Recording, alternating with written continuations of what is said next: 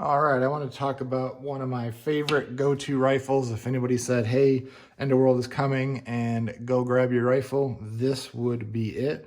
Technically, it's not a rifle, it is a pistol, but this is a primary weapons Mark 111 Mod 2M, and it is a fantastic pistol.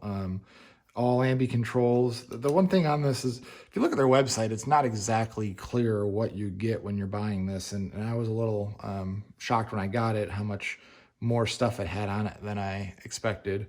So I'm going to tell you what came stock, what I added, and why I set it up this way. I'm not an expert. I'm not going to say this is the best for everything, but it's really working well for me.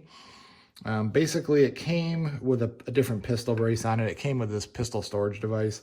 I see now that they're offering them with SP Tactical A3 braces, and I think that is the way to go if you're going to buy a factory gun. I was already pulling that other brace off, and I ran an A3 on this for quite a while until I got this A4, and for this setup, I like how the bigger A4 balances the pistol better, so I'm going with the A4. Has a nice bigger cheek rest there and everything. And there's a separate video on this channel if you want to see what the differences are between the A3 and A4. I believe it came with this BCM grip. If not, this is a good grip. I like the BCM grips. I like the ratcheting castle nut system. So in the back here, there's a little detent, and you can see this ribbed ring around the castle nut. As you go and tighten it, it clicks into the notches. You don't need to stake it like a traditional castle nut, so I like that a lot. I like that it comes with this Radian charging handle, the Radian Raptor LT. I always been a BCM guy for the charging handles, but I really do like this one. I think I'm actually going to start swapping out other rifles with this same charging handle.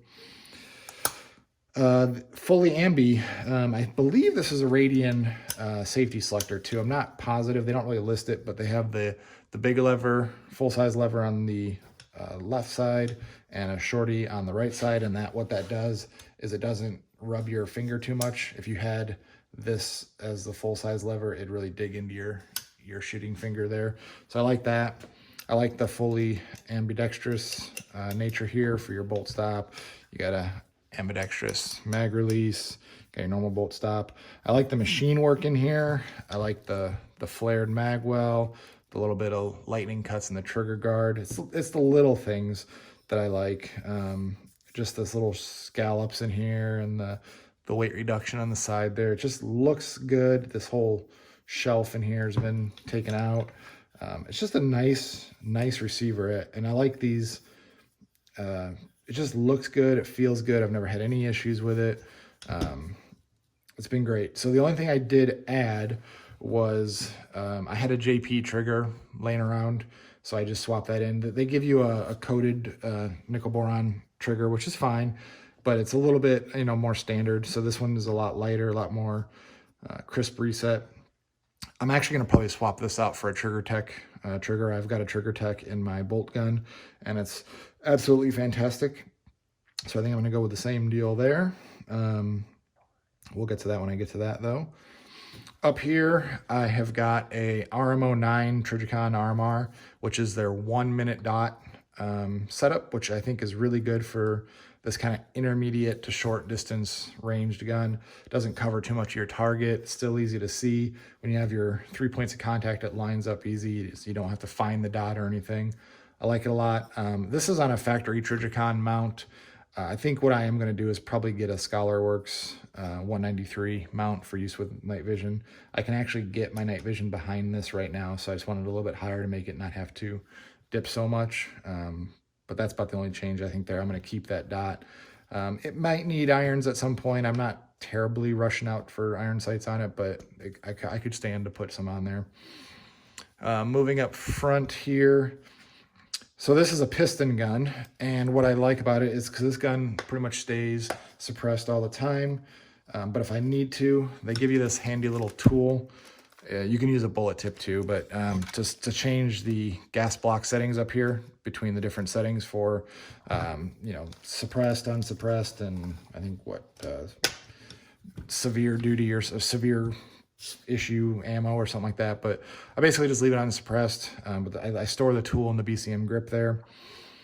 And the nice thing about this is I don't think I've actually ever cleaned this rifle, and it's barely dirty back here. And every shot this gun has taken has had this suppressor on it. This is a Innovative Arms Grunt suppressor with the exoskeleton on it. That's one thing I may or may not change going forward. It's a great suppressor. It's a direct thread. I may go to a lighter suppressor because with all this crap hanging off the front here, it's a little front heavy, which is, it's okay. It is what it is. I can still shoot and everything, but I've got some more cans coming in very soon. So if they work out lighter and still quiet enough and rugged and everything, I'll probably just swap that. But it's been great. Up front here, I've got the Surefire switch to control both the Steiner OTOL C and the M600 dual fuel light here. So this is a 1500 lumen light with an 18650 battery, and I have it on a Arasaka mount. This is the cool thing about these mounts here. You see that it has a threaded hole and a Picatinny rail on it. This is it's on all three sides here on the rail from Primary Weapons. You can either use a Picatinny mount, or you could use the screw holes to direct thread a M-LOK accessory on there, which is what I did here. This is an M-LOK Scout Light mount. Kind of gets it nice and tight into this corner here. And then on this side, I'm clamping directly onto the pick rail there. This is an IR laser only. There's no illuminator. It is just for night vision use.